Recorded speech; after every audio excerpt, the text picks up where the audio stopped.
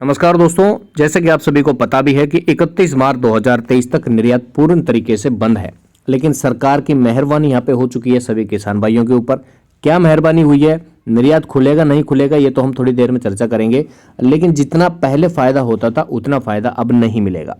चलिए फटाफट से दोस्तों वीडियो की शुरुआत करते हैं। उससे पहले मैं आपको बता देता हूँ, अगर आप चैनल के ऊपर भाई पहली बार आए हो तो भाई चैनल को सब्सक्राइब जरूर कर लेना, क्योंकि सब्सक्राइब कर लोगे तो पहले तो ये सबसे अच्छी बात यह है कि बिल्कुल सब्सक्राइब करना फ्री है, और सब्सक्राइब करने के बाद हमारी जो भी वीडियो आएगी सबसे पहले आप तक पहुंच जाएगी।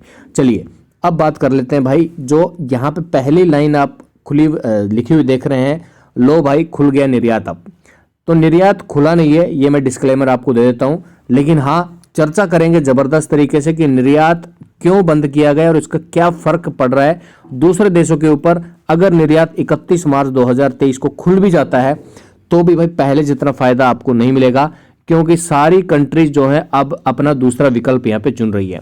सरकार की नीतियां इस प्रकार से हमें देखने को मिली है कि जब भी किसान को थोड़ा बहुत फायदा होने लगता है तो भाई निर्यात यहाँ पे बंद कर दिया जाता है, खासकर यहाँ पे प्याज के मामले में। लेकिन कुछ अच्छाइयां भी है यहाँ पे सरकार की कि भाव जब प्याज के 45 और 50 रुपए के आसपास मंडियों में देखने को मिल रहे थे, उस समय जो सरकार ने जो बफर स्टॉक बनाया था उसके माध्यम से भाई 25 रुपए किलो के हिसाब में यहाँ पे सरकार मोबाइल वैन के माध्यम से लोगों को 25 रुपए में प्याज प्रति किलो के हिसाब में मुहैया करा रही थी। ये अच्छी बात भी है। लेकिन अब विकल्प की बात कर लेते हैं दोस्तों, तो पड़ोसी देशों में महंगाई की मार यहाँ पे जबरदस्त तरीके से देखने को मिल रही है। सिर्फ भारत के किसानों पर ही इसका जो फैसला जो सरकार ने सुनाया है 31 मार्च 2023 तक निर्यात बैन है, उसका भारत के किसानों पर ही भाई फर्क नहीं पड़ा है। लेकिन उससे पड़ोसी देश भी इस फैसले से परेशान है। काठमांडू से लेकर कोलंबो तक आम ग्राहक प्याज के ऊंचे दाम से परेशान है। भारत के पड़ोसी देश जैसे बांग्लादेश, मलेशिया, नेपाल, यहाँ तक कि संयुक्त अरब अमीरात भी भारत प्याज पर निर्भर करते हैं। अब ये जितनी कंट्री आपको यहाँ पे देखने को मिल रही है भाई, बांग्लादेश, मलेशिया, संयुक्त राज्य अरब अमीरात और यहाँ पे नेपाल, साथ में श्रीलंका, इन सभी ने भाई दूसरे विकल्प यहाँ पे चुन लिए हैं। नेपाल भी उसमें शामिल है। चलिए, व्यापारियों का अनुमान यह है कि एशियाई देशों द्वारा किए जाने वाले प्याज की आयात में आधे से अधिक हिस्सा भारत का है। अब आधा हिस्सा कट चुका है सभी कंट्रीज का, क्योंकि भारत ने निर्यात बंद कर दिया है।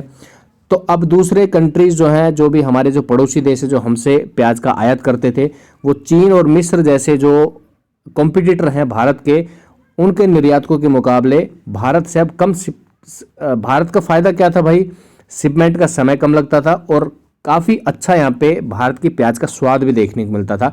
लेकिन अब विकल्प दूसरा हो चुका है, चाइना की तरफ जा चुका है, मिस्र की तरफ जा चुका है। चुनौती से कैसे निपट रहे हैं कंट्रीज, ये भी आप देख लीजिए भाई। जो बांग्लादेश के वाणिज्य मंत्रालय के अधिकारी ने यह बताया है कि इस कमी को दूर करने के लिए वह चीन, मिस्र और तुर्की से अधिक प्याज मंगाने की कोशिश कर रहे हैं। जैसे पहले भी, यानी कि पिछले साल की अगर हम बात करें तो सरकार ऑलरेडी पहले भी निर्यात बंद कर चुकी है। तो हमारे जितने भी हमसे जो प्याज का आयात करते थे उन सभी ने दूसरे देशों की तरफ रुख करना स्टार्ट कर दिया था। उसमें सबसे ज़्यादा बाजी मारी थी दोस्तों पाकिस्तान ने।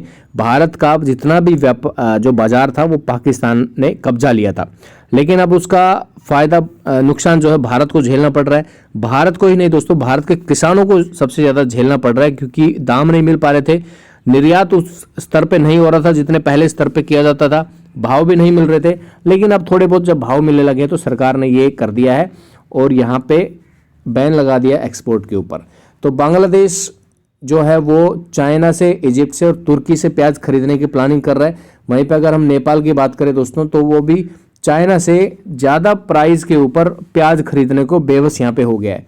नेपाल एक्सपोर्ट बैन में है, लेकिन वो एक्सपेक्ट ये कर रहा है कि भारत जो है इस बैन से हमें एग्जम्पशन दे दे, यानी कि छूट दे दे, और हमारे साथ में यानी कि हम भारत से प्याज का आयात और निर्यात कर सकें।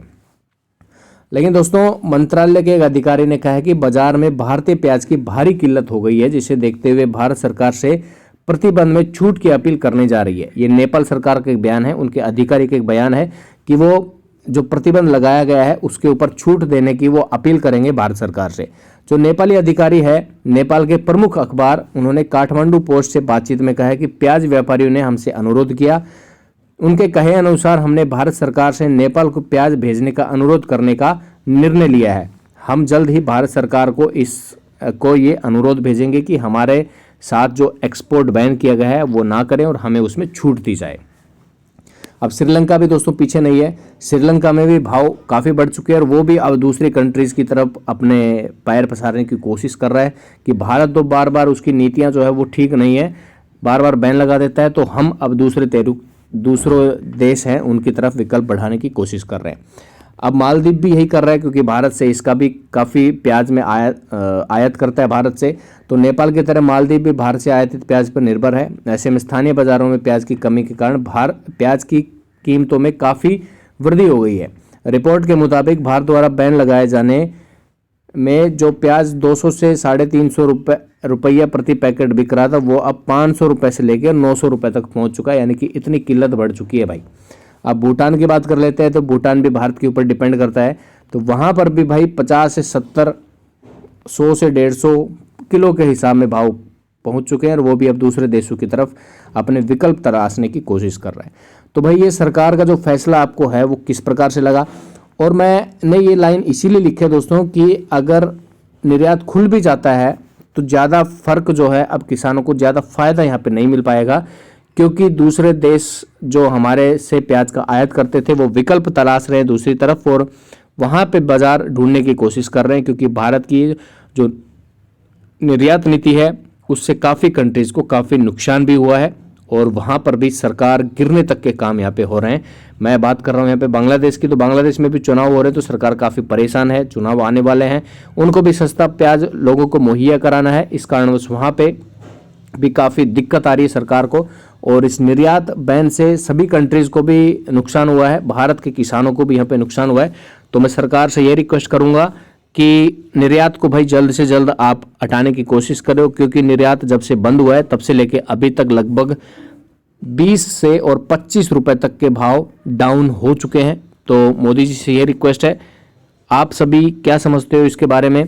तो लेकिन इस लाइन को पढ़ के आप भाई बिल्कुल भी ये मत करना कि भाई निर्यात खुल गया है, निर्यात खुला नहीं है, लेकिन खुल गया तो भी अब उसका फ़ायदा नहीं होने वाला है। जो भाव अभी मिल रहे हैं वही आपको मिलेंगे, और कुछ और आपको डिटेल चाहिए तो हमें बता सकते हो, कौन से देश से कितना एक्सपोर्ट यहाँ पे किया जा रहा है, कितना एक्सपोर्ट किया गया है। भारत सरकार ने यह भी कहा है कि भाई निर्यात बंद होने से किसानों को हम नुकसान नहीं होने देंगे, 7 लाख मीट्रिक टन प्याज का यहाँ पे भंडारण करेंगे, 7 लाख मीट्रिक टन का, जो कि पिछले साल 3 लाख का किया गया था, यानी कि दुगने से भी अधिक का भंडारण होगा।